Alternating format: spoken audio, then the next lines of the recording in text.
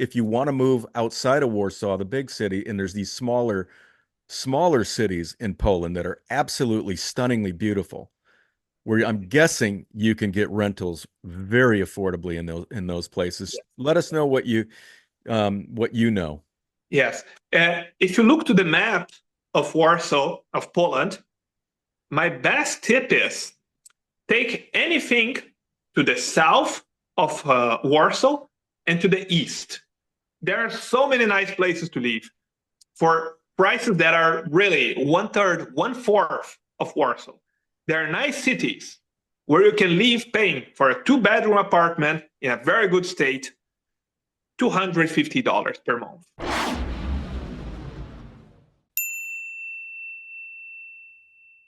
All right, so today we are heading over to this beautiful country called Poland with my new friend Levi Borba. Levi, great to meet you, man. Hello everyone. Levi, man, so I met Levi and I just recently met. I could see us becoming good friends. Levi does a lot of the same thing that Adventure Freaks does. He's an entrepreneur, and I'm going to let you give your backstory, Levi. I'm just going to kind of share a little bit, but I found your website, your YouTube channel, excuse me, and I thought it was brilliant. It's called The Expat. We're going to put the other links too to the stuff that you do in Poland. Um, but yeah, it's really impressive. I love what you're doing, man, and I loved it to work and support other YouTubers doing the same thing. I think it helps all of us, in the community. So it's just a pleasure to meet you. Tell us a little bit of Levi. Tell us a little backstory about you, where you're from, and how you landed in. You're in Warsaw, Poland, correct? Yes, yes. Okay. So I am originally from Brazil, and I left Brazil just after university. First, I moved to Chile. From Chile, I moved to Middle East to work in the department of strategy department of an airline.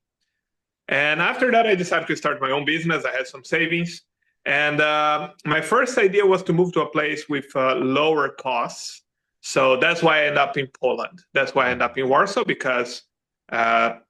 Here I could open the business that I want, incorporate my company, and live and have a life with a lower cost of living. That's basically how I end up here. Wow. So you're the perfect adventure freak because you were looking for a place that you could set up business and it's not going to be high cost, which gives you huge advantages. And you picked Poland. What part of the Middle East were you in? I was in In Qatar, Qatar. working Okay. there. Wow, Yes. man. That's where I made some savings so I could invest in my own company later. Yeah, you've been to some amazing places, lived in some amazing places. That's awesome. Yeah. All right, well, Levi, let's dive into the visa. So you had to go through a visa process. And the Yes. viewers, a lot of the viewers are digital nomads, and a lot of my viewers are retirees looking to potentially move. They're looking at the thought of moving to Poland. It's great food, beautiful country, as you know. The architecture is gorgeous. It's a beautiful European country. So, what are the visa requirements for these people that you can share? Yes. The thing about Poland is it's a very interesting country because it has what they call discretionary requirements. So basically, they don't have a number written on the table. But if you want to come here to have I came to open my own business. So if you want to come to open a business, more than a financial amount that you need to invest, it's more important for them that you present your business has something real, has something sustainable. So Mhm. you just write a business plan, you explain what you're going to do. Of course, if you're going to how you make a projection of how much you're gonna pay in taxes, which for them is the most important part, Yeah. and you explain what you're gonna do during the next 5 years. So this 5 year plan is basically what they really want. Yeah. It's not like Malta or other countries in Europe. They have it on stone written. You must invest 100,000 euros. You must have 200,000 euros. No, here it's more important for them that you really have an idea. You really explain to them what you're going to do. Of course, then you need to prove that you have the funds to put on your idea in reality, to materialize this idea. So that's why they don't have any specific value.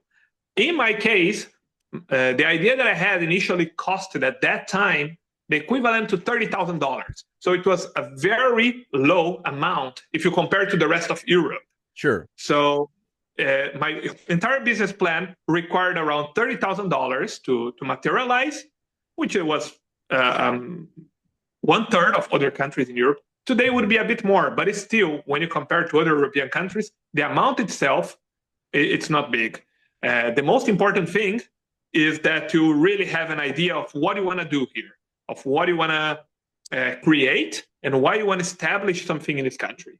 So they didn't ask you for any bank statements or anything to see what you have before moving to Poland. You just put together a business plan saying, I plan on making this amount of money in the next 5 years. Yeah, actually, they asked for the statement for where you're going to have your sources from. So in my case, I needed to show the statement that I had that amount that I would invest in the business. So I need to show my bank account that I had that certain amount that I was going to invest in the business, around $30,000. Okay. And once I show this amount, I say, I want to start this business and I have this amount here.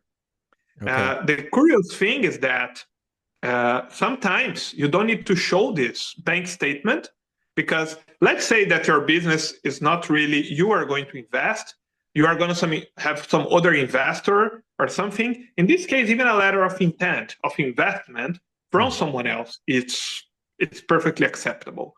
So it's pretty much to give a sense that you can do whatever you're planning to do. You have the means to do it. Making the move abroad is exciting as well as a big decision, but it doesn't have to be overwhelming. That's why I created AdventureFreaks.com, a resource built to make your journey easier. Whether you're curious about visa requirements, looking for a trusted lawyer, or need guidance on finding healthcare, a rental, or even your dream home, we've partnered with experts and companies around the globe that can help. These connections aren't just links, they're relationships I've built with trusted experts who genuinely care about helping you find your place abroad. So if you're starting your new chapter, stop by AdventureFreaks.com. It's full of resources to help you make your move abroad a reality. Now let's continue with the rest of the video. Let's look at a person who's thinking about retiring over there. So is it still the discretionary requirement still applied to a retiree? They really don't have to show what their pension is or what an income is that they make per month? In the case of the retiree, since he will live on a income from overseas, in this case, he doesn't need to present a business plan, of course, because there are no business, but he will need to present that he has a source of income from overseas. It can be anything. It can be from rentals, from U.S. pensions. There was a case recently that I just assisted a person that he was a veteran in the U.S. and he wanted to move here to Poland. So he had his pension from the U.S. Marines, so he could move here without any problem. Especially because he was stationed here for so many years already that he went back to the U.S. He missed Poland, so he just came back here.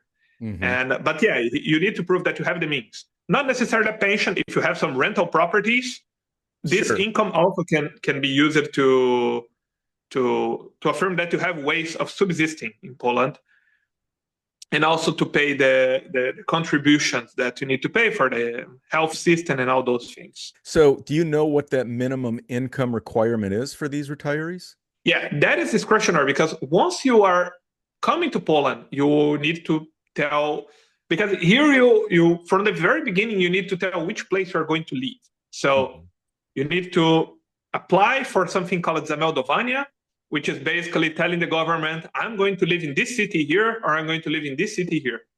And depending on the city, the requirements might change. Because surprisingly, and that is something that's very difficult, it was even difficult for me to understand. In Poland, the immigration, when someone is moving to here, is not processed in a country level, but it's processed on a very local level, called a voivodeship, which is more or less like a county, something between a county and a state in the US.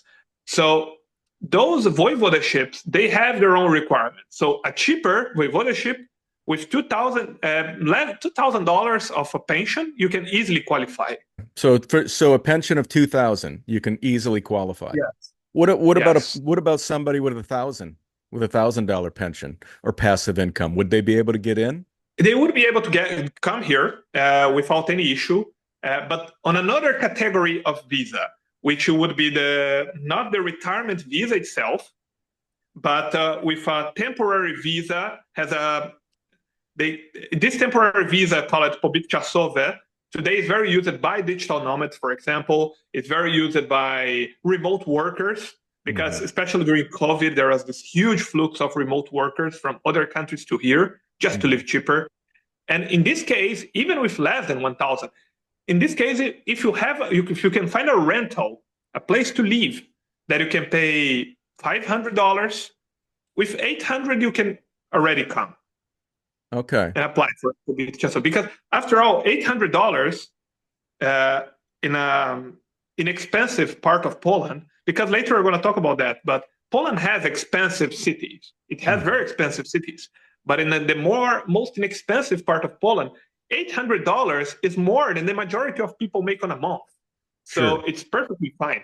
So they would be able to get in, and you're saying, is that a digital nomad visa? Is that what you said? It's called, it doesn't have the word digital nomad. It's called pobyt czasowy, which is an expression in Polish that would be something like temporary residence. I see. And it's a visa specifically for people that want to come here for 1 year, more or less, sometimes 6 months. Yeah. And later you need to renew that. How long does it take before you can become a permanent resident? That's a very interesting question, because to be a permanent resident in Poland, more than the time, you have the time, but it depends on a few circumstances. For example, to be a permanent resident in Poland, 7 years. So it takes a long time, mostly because to be a permanent resident here, you need to speak Polish. And that is probably the biggest obstacle that most people will face. Polish is not an easy language. It's a very interesting language to learn. That for sure is a very interesting language to learn. But to be a permanent resident, you need to speak Polish. So it might take a bit of time. Yeah, I would think so. Yeah. How's your Polish coming along? Right now, it's pretty good. It's pretty good. I started to study Polish even before coming to Poland. So it took like 6 years, more or less, to speak it on a good level. Yeah. Wow. How many languages do you speak? Right now, I'm going to guess 5. Yeah, almost 5, because I speak fluently Portuguese, Spanish, English, and Polish. And I would not say I speak fluently, but I can survive with French. Wow. That's impressive. That's awesome. Good for you, Levi, man. You're such a worldly guy. All right, well, thanks for that. Let's dive into rents. So all the viewers want to know, what can they get a rental for in Warsaw? And then let's talk about if you want to move outside of Warsaw, the big city, and there's these smaller cities in Poland that are absolutely stunningly beautiful, where I'm guessing you can get rentals very affordably in those places. Yeah. Let us know what you know. Poland is a very curious case on the sense that imagine the country of Poland, the average cost of living here is smaller than in Hungary, is smaller than in Czech Republic, is smaller than in Slovakia. So among those post-communistic nations, Poland is one of the cheapest of them. Actually, Poland, it's just more expensive than Romania and Bulgaria in the entire European Union. It's cheaper than all the other countries. Yeah. But at the same time, the Polish capital, Warsaw, today is more expensive than Berlin in Germany. It's 46% more expensive than Budapest. And what happened in Warsaw is that the city attracted pretty much every single headquarter of company. The city attracted embassies, consulates, and public offices, and all those jobs, they pay really well. So since I arrived here, because when I came here 7 years ago, it was not like that. But since I arrived here, I saw how the salaries skyrocketed in Warsaw but also the costs skyrocketed. Yeah. So the first place that I lived here in Warsaw, it was just 3 kilometers from the center of the city. I could go walking to downtown easily. It Hmm. was that close. Then I moved it a bit farther, and right now we just bought a house that is almost on the outskirts of Warsaw. So if you go 3 streets there, you're already outside of the city Okay. because the prices went up insanely, Yeah. uh, almost the double. So right now, to live in Warsaw, let's say that you want to take a 2 bedroom apartment, 70 square meters. I don't know how much that is in square feet, but it's a 2 bedroom apartment. In Warsaw, you would be paying around 4,500 zlotys, which is $1,100 per month in Warsaw Okay. for a 2 bedroom Wow. apartment. Okay. Yeah. So the prices are actually high here. Yeah. I always tell when people ask me, what do you think about moving to Poland? I say, if you're not, because I live here because, as I say, I have a consultancy business. A lot of people just travel here and they want to meet in person. So I need to be here for now. Yeah. But even my plan is not to stay in Warsaw for the long term Hmm. because it's a very expensive city. And it's a city that you come to do business here. But Hmm. if you are just going to work as a remote worker or as a digital nomad, it makes no sense. It's just like a digital nomad living in San Francisco in the US or in Toronto in Canada. Yeah. It makes no sense at all. So if you come to Poland, there is literally uh, the entire country full of possibilities of living for a fraction of the price that are going to live in Warsaw. Because those high salaries that we have here, they make everything be more expensive. For Sure. example, if I want to have a haircut, the haircut is going to cost me around 100 zlotys, which is $25. $25 for a haircut. In And it's not even Warsaw? a very good haircut. And It's that's in like, Warsaw? and that's in Warsaw. Wow. Yeah, Because people have such a good salaries that they just pay it. well, So it's $25. yeah, as just for the viewers, it's fascinating. It's not only just individuals that are looking to stretch their incomes. There's a lot of organizations that are catching on to the tax havens, the tax breaks, and there's a lot of people picking up and moving businesses overseas as well. And they make so much more money and they're not taxed as heavily. So it doesn't surprise me, and that's what happens. And then you bring in all these workers, and then real estate goes up, and people love it because Poland is gorgeous. Um, but yeah, it's so okay. So 1,100 for a 2 bedroom. I mean, can you find rentals lower than that if you go a little bit outside the city center in Warsaw? Yeah, you can. And that is a very good thing that here you can live at 35 kilometers from the city center, and still you were going to be 30 minutes from the city center. Hmm. That's one of the reasons that I moved here more for the outskirts because the public transportation here is just amazing. I bought a car after 4 years here, and the only reason I bought this car is because I was just traveling around Poland, and I say, for the matter of convenience, I just want to buy a car. But if you're living here, honestly, you don't need a car, even if you live in the metropolitan region, because the public transport is really good. It's not that crowded. It's very punctual and it's very inexpensive. Is it a metro or a bus system? There are four parallel systems. You have the bus system, you have the metro system, you have the train system, and you have the tram system. Uh, Wow. so all of them are working parallel. The district where I live, for example, it does not have a metro, but has all the other three. So if I take a train here to downtown, I'm going to be in downtown in 12 minutes, and I live Mhm. 15 kilometers. I see. So 10 miles from downtown, and 12 minutes it takes. Yeah. And in those parts, you can find much cheaper real estate. The rentals, for example, in one of those suburban cities, in around Warsaw, it will cost $700, $800, which is still not the cheapest, No. but it's 40% cheaper than Warsaw itself. Wow, that's interesting. Okay, so All right, so for a lot of the viewers, they're not going to move to Warsaw. I can say that already. So they're going to be going, okay, so where there are some beautiful places, beautiful cities in Poland. What is the secret hidden gem? Which is the maybe city or two cities that you can recommend that are really, really nice, great places to live, and the affordability is really, really good there? Yes. If you look to the map of Warsaw, of Poland, my best tip is take anything to the south of Warsaw and to the east.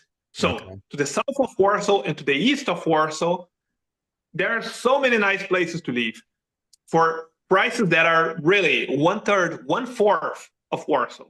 There are nice cities where you can live paying for a two-bedroom apartment in a very good state, $250 per month. What cities are really walkable, really beautiful that offer that? Walkable, beautiful, peaceful, full of nature around. I'm going to mention one city, for example, that it's not a small city, by the way. It has around 180,000, 200,000 residents. So it has all the infrastructure that you need. It has hospitals, it has supermarkets, it has literally everything that you need, except for an airport. They don't have an airport, but they have all the rest. It's a city called Bielsko-Biała. How do you spell that? Yes, it's a bit difficult because it's Bilsko Bial, and then there is a letter that just exists in Poland, in Polish. It's like an L with a cross in the middle that Hmm. makes this U sound. So it's called Bilsko. Yeah, Bielsko, and then Biała is with this different letter that they have in Poland. Biała. But if you say just Bielsko, people you know because there are not many Bielsko in Poland. And there, Levi, you can find stuff, you can find rentals for 250, 300. Yes, because this city is quite big. It's in the mountains. So there, one of the best ski stations, one of the best ski resorts in Poland is located very close to there. It's called Szczyrk. There, in the summer, there are lakes, there are national parks around.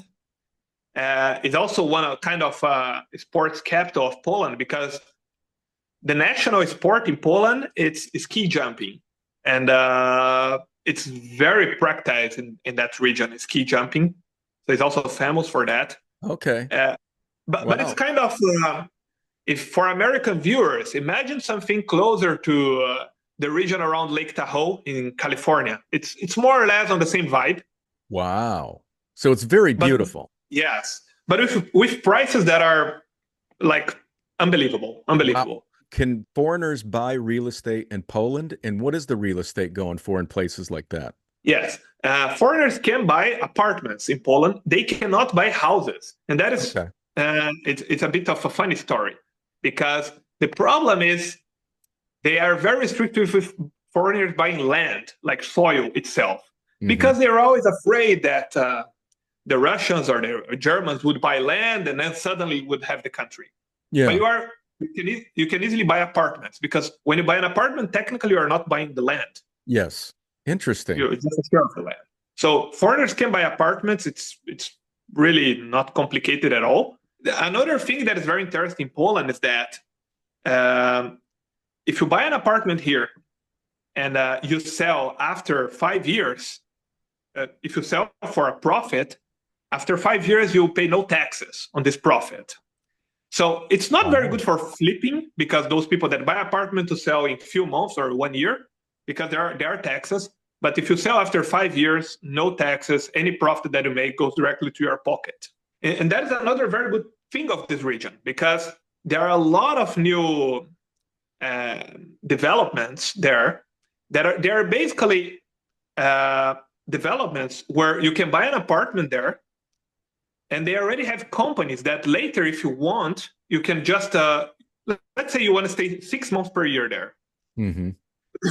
Later you can give this apartment to this company. They are going to find someone to rent for the short term Hmm. because as I said it's a very touristic region. People want to go there. I Yeah. go there to ski because I love skiing, and they will give you some 5-6% on an annual scale of earnings over this real estate that you bought. Okay, so if you were to buy one of those apartments, what do they start out at? So if you want to buy one of those apartments, you just look for apartment. Um, Actually, the best name, I say the name of the city, Bielsko-Biała, but the best way is actually to refer to the entire region, which is a region called Beskidi, Besked, Beskidi, because this is the name of the mountains that are there. So if you Okay. just look in the internet for apartments, Beskidi, you will find a lot of developments in this region. Just take care because Beskid is also in Czech Republic, which just though also the person must check if it's Beskid Poland or Beskid Czech Republic. I see. And there are a lot of those developments for sale right now. Right now, the people are looking for buyers. You can spend in your apartment, the one that you buy, as much time as you want because it's yours. And when you don't want to stay there, when you want to travel somewhere else, you just can tell this operator to say, you can rent to someone. They have a fee, but the rental goes directly to you. Mm-hmm. Okay. If you broke it down to a cost to purchase like are they go like when you think of Italy or even Spain, I mean, you can find a lot of things for under 100,000 in those locations. Yeah. Can you find apartments at that kind of cost Yes, in absolutely. these I areas? recently saw a development in this region of Beskidi that was going for 280,000 zlotys, which is 75,000 euros, And which how is $80,000. yeah, how big is that This is apartment? a suite. There is a suite, there is a kitchen, there is a living room, which can be converted to another room. So it depends on your configuration that you prefer. It can be a one bedroom or two bedroom apartment. The other thing is that those apartments, they also work as hotels. So they are also, the whole apartment is inside a hotel, 4-star, 5-star hotel. Oh So wow. whoever lives there also has access to swimming pools, thermal pools, gyms, restaurants, and all the Wow. amenities that comes as a hotel. Wow. That's Yeah. that's impressive. So I mean, people can actually move into a fairly new apartment, pay Yeah. 75K, Yes. 75K, and you have all of these amenities attached to Yes. it in Absolutely. in an area that looks like Lake Tahoe in the US. Exactly. Exactly. That's crazy, man. Isn't it wild? Isn't it Yeah. wild when, especially, that you've had this opportunity to kind of explore these various different regions and you see all these different places and you actually live. I've always said, man, Poland is a truly a hidden gem. A lot of people don't go there, but it is a beautiful country. It's got great food. It's gorgeous everywhere you go, outside in the cities, outside of the cities. And yeah, I'm definitely going to look this region up because I'm really fascinated with that. Levi, how would you get around outside of Warsaw? What's the transportation like in an area like that? Would you need a car? No, you don't need. You don't need, honestly. For example, to go from Warsaw to this city, to this region, the best city, we're talking about 300 miles, more or less, 420 kilometers. If you can go by car, you can go by car, but you will spend more time going by car than going by train. By train, this distance is easily covered in 3 hours. By Okay. car, it might take more than that for a few reasons. First, because it's a road that is like a serpentine all the way to the mountains. Yeah. And second, because there are traffic. And train does not have traffic. Train does not need to handle traffic.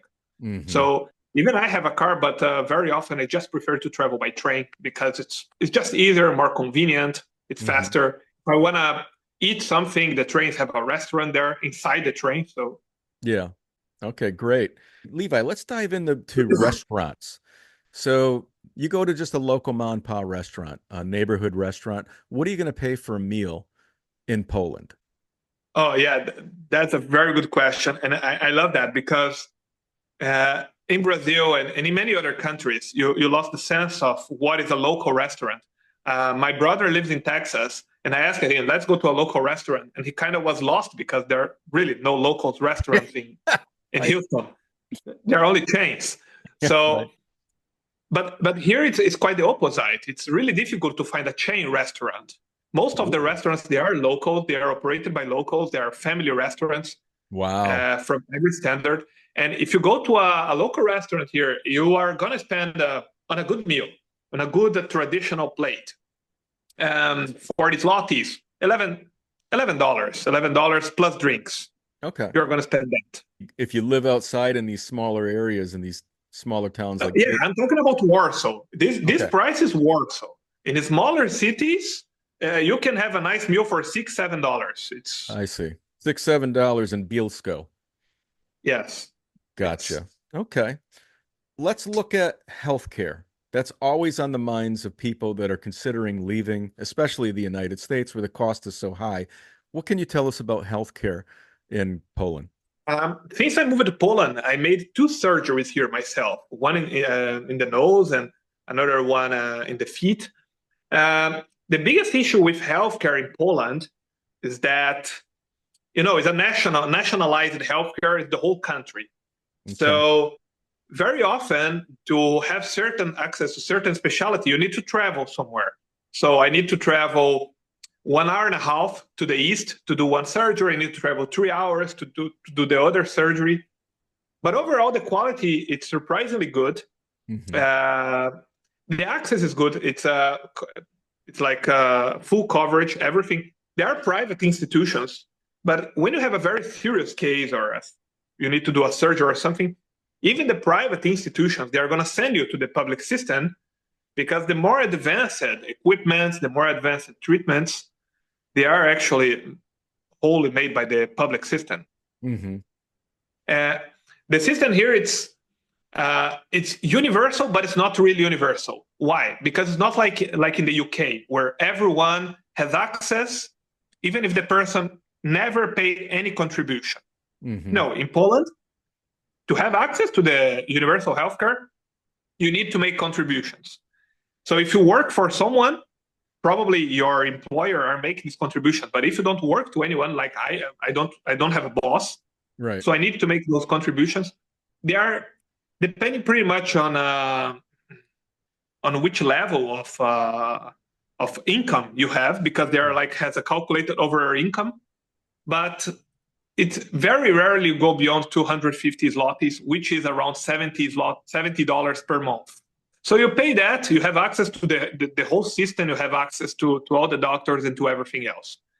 If you also want to have a private plan, and I have that for dental care, because dental care in the public system is not good. Okay. So dental care I have, but even if you want to have a medical private plan, you'll pay around 300 zlotys also, which is additional $75. Okay. Can you opt out of the public plan and just go private? You can. It's perfectly possible. Yes. Okay. Why aren't do you see that would be more beneficial? You'd be able to see probably doctors quicker, I'm guessing, and the level of Yes. care might be a little better. The private has this advantage that it's really quicker. You can schedule a doctor for tomorrow. But here's a little personal story. When I moved to Poland, during my first month here, I was skiing and I had an accident. I hit my head. I had a concussion. I needed to be hospitalized. At this time, I only had the private. I needed to be hospitalized. The private hospital didn't have the machines to do tomographies and all those things because, as I said, private hospitals here are pretty much clinics. They're basic. I So see. Okay. they sent me to the public to take care of all those exams of my head after this accident, and I need to pay. And I need to pay. It's not like the US, but I still need to pay around $600 for all those exams. Hmm. So it's better to have, if a person can have both, great, $150 per month, and you have both. If you want to have only one of them and you have the private, be aware that if there is a situation where you need something more complex, you still need to use the public healthcare anyway, because the private hospitals here are mere clinics. They are not really hospitals. I see. Okay. That's great information. All right, great. Okay, so that's everything, Levi. I got a couple just questions for you. In your opinion, if you live outside of Warsaw in some of these beautiful towns that we talked about, Bilsko is one you mentioned. What can a person all in live for per month in one of those areas? All in. Easily, you can live on less than $1,600. Okay. Easily at less than 1,600. Yes. If you have $1,600 in your hand in those cities, you are gonna be on the top 10% highest income earners in the city. Okay, so they're going to be living very well. For those Yes. people that want, so how much would you need to just be comfortable? Not live grandiose, but just live comfortable in those areas. $1,000. They could live comfortably on $1,000 in these towns. Yes. Yes. Okay, and have a nice apartment, it sounds like. Yes. Yes. Okay. And then my next question is, are there any other hidden city gem cities you want to share with us? You want to reveal another up and coming city in Poland? There is. There is. It's a city that I was there a few times. It's also among my favorite.